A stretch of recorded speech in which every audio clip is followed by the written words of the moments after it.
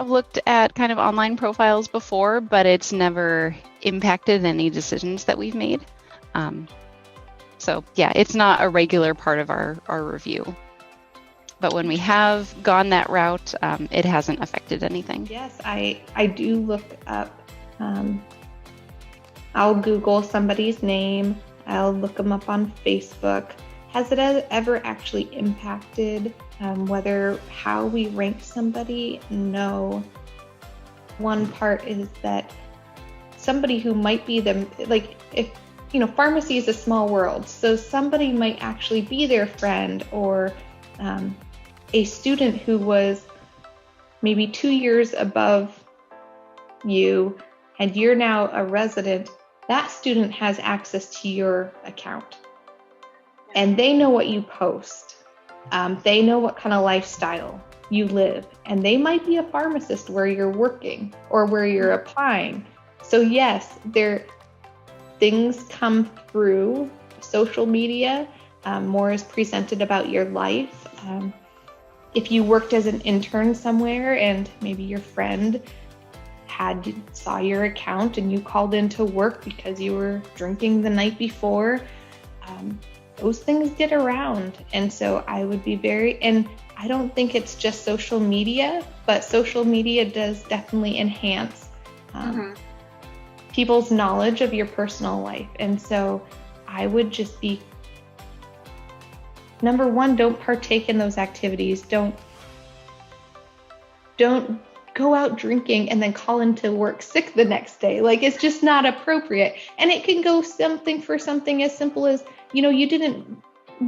maybe they know you have an exam the next day and then you called into your internship site because you didn't want to work or you didn't prep for your exam. So it doesn't even have to be a bad behavior, but behaviors like that, I don't want to hire an employee like that.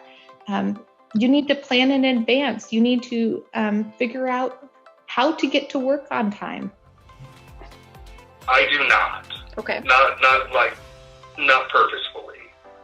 So we have in the past tried to remember who somebody was, and we've had people in our team like, let me see if they have a Facebook page or something. Just to try to pull up a picture and jar our memory. But I'm not going to go digging through somebody's Facebook or Twitter to try to find out what kind of person they are outside of work. I feel like that's invasive. I don't. Some of my preceptors will, and they will clue me into things that I try to just block and do as much as possible in just, again, a narrow view of this is the applicant, this is what happened. There have been applicants in previous that have huge websites of what they've done and have all these links, and it's very impressive, but it doesn't necessarily speak to, again, the process of really what needs to happen during the residency interview phases. I think that, all of the social media is, it's a part of life now, but again, I think that there is some line that needs to be maintained between your personal life and your professional life. And I am, all for everyone having a personal life, but I need you to have a personal persona that is going to be maintained. And so if that's what you showed me via your application and when you came and met with me, then that is what will be judged on match day. I have personally never searched social media when it comes to evaluating our applicants. Other members of our review panel may or may not have, but I have not heard of people really reporting consistently doing that. We do research publications that the students mention on their applications. Was it in a peer-reviewed journal? Does this journal actually exist?